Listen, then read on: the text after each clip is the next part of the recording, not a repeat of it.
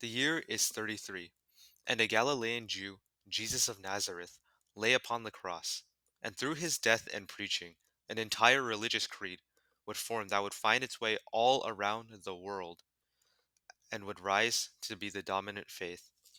Now imagine the year is 1847, and you meet the self-proclaimed brother of Jesus, a Chinese man named Hong Xiuquan. This is the Taiping Rebellion.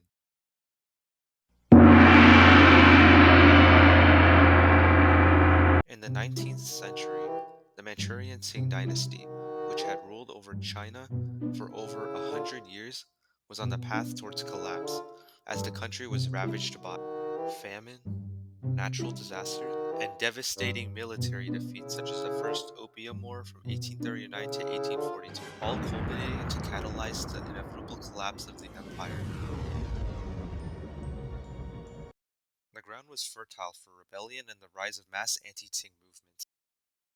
Hong Xiuquan was a man of 29 years with a bright future ahead of him.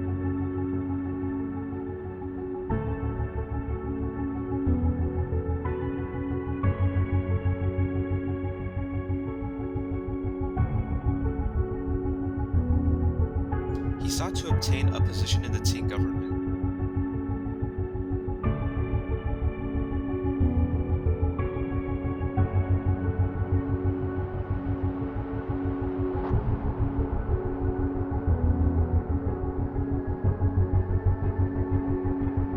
However, in order to do this, he would need to pass an exam of insurmountable difficulty, the imperial examination.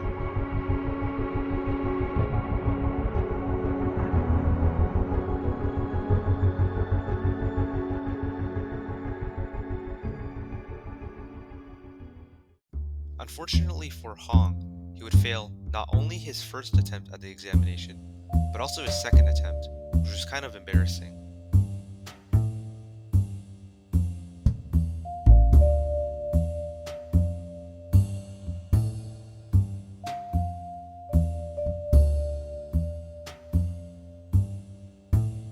Therefore, Hong, feeling the bite of indignation, would obtain a pamphlet from a Christian missionary named Edward Stephen entitled Good Words for Exhorting the Age.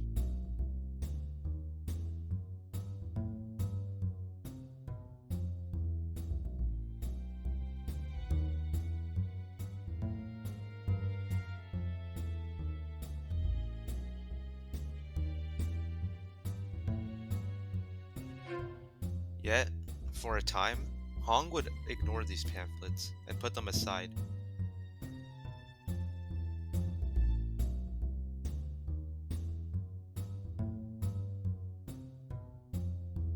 Afterwards, he would go to take a third exam, which he would fail once more.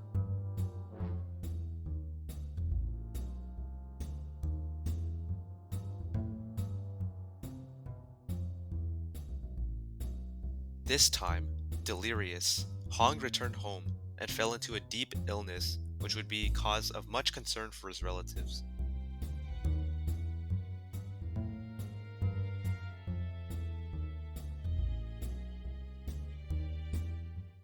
During this time period, he would have a vision of Sensei Wu, Heavenly Father. You are my heavenly son. Go fight demons with your heavenly brother.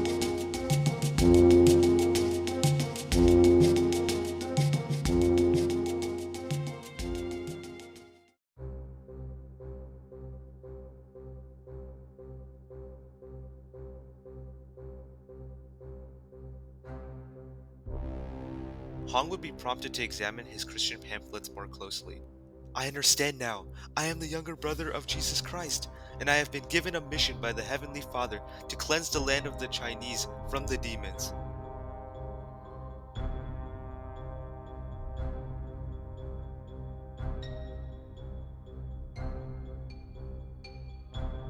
And so, Hong would go around on an iconoclastic mission, destroying and burning any Buddhist and Confucian statue he could find, going as far as to forge a symbolic demon-slaying sword for himself and his cousin. His earliest and most trusted converts were, interestingly, his relatives and those who too failed the imperial examinations, including Feng Yushan, who had founded the god worshipping society, which developed into Taiping Christianity. Hong would preach across the nation with his early group of followers, being persecuted by local authorities, yet also obtaining a rank of recognition amongst the various Protestant missionary groups within China.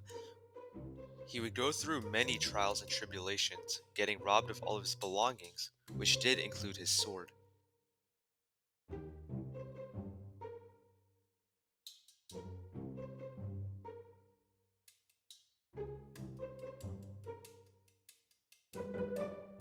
He was forced to move around the nation due to persecution imposed by the Qing authorities. Yet his movement would grow rapidly as it amassed to some 10 to 30,000, and the authorities were not happy. The Qing Empire would harass the group and in January 1851 launch a full-scale invasion where what would come to be known as the Xinten uprising would occur. Hong's forces would fight a hard-won battle against the Qing dynasty before proclaiming the Heavenly Kingdom of Transcendental Peace on the 11th of the same month. Hong's forces would proceed north and capture Nanjing and declare it the Heavenly Capital. They were crushed in the north, and the Western Front would only provide a small bit of territory for them. Hong would establish a theocracy, and some of the first reforms he would carry out would be to base the imperial examination around the Bible, and to also abolish private property. He provided a great deal of gender equality, while also heavily segregating the sexes, going as far as to prevent married couples from contact with each other. His government would additionally punish the use of opium, gambling, tobacco, alcohol, prostitution, and slavery with death. Despite the stunning wave of victory Hong and his army would achieve, these would all be rather short-lived. Zheng Guofan, an imperial commander, would raise an army of regular soldiers that performed much better than the dilapidated and failing Qing army.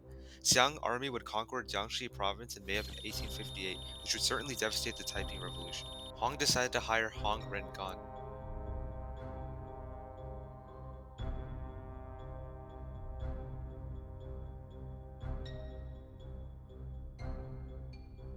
so under Hong Rengan, Taiping forces would defeat Qing forces once more in Nanjing and then proceed to conquer the wealthiest regions and provinces in China, Jiangsu and Zhejiang, and then Hangzhou and Changzhou and Suzhou by June of 1860.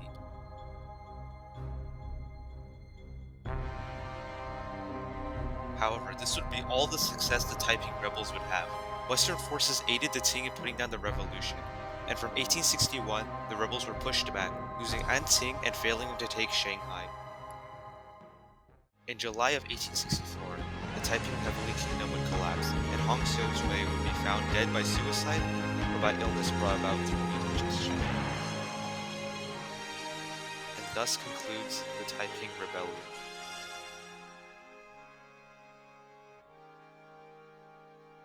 Until a communist revolution about a century later.